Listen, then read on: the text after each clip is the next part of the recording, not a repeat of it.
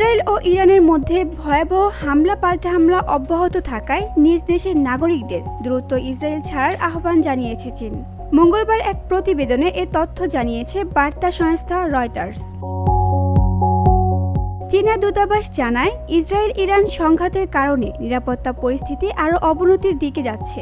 দুই পক্ষের সংঘর্ষের ফলে বেসামরিক অবকাঠামোর ক্ষতিগ্রস্ত হয়েছে এবং বেসামরিক নাগরিকদের হতাহতের সংখ্যা বাড়ছে। বিষয়টি নিরাপত্তা পরিস্থিতিকেও আরও জটিল করে তুলেছে।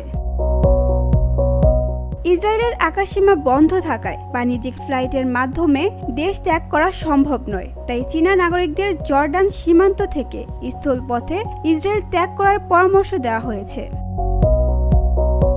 দূতাবাসের এই সতর্ক বার্তা চীনের ইউচ্যাট চ্যানেলে প্রকাশিত হয়েছে, যাতে ইসরায়েলে অবস্থানরত চীনা নাগরিকরা দ্রুত তথ্য পেতে পারেন। এছাড়া চীনের পররাষ্ট্র মন্ত্রণালয়ও ইসরায়েলে অবস্থানরত নাগরিকদের নিরাপত্তা নিশ্চিত করতে সতর্কতা জারি করেছে।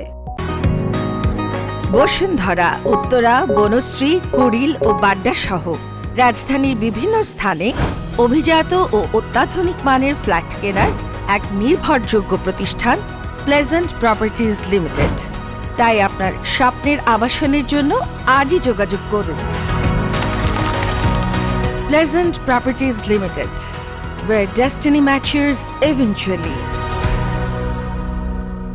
এদিকে চীনের পক্ষ থেকে ইরান ও ইসরায়েলের মধ্যে উত্তেজনা কমানোর জন্য উভয় পক্ষকে সংযম প্রদর্শনের আহ্বান জানানো হয়েছে। VOD Bangla news desk.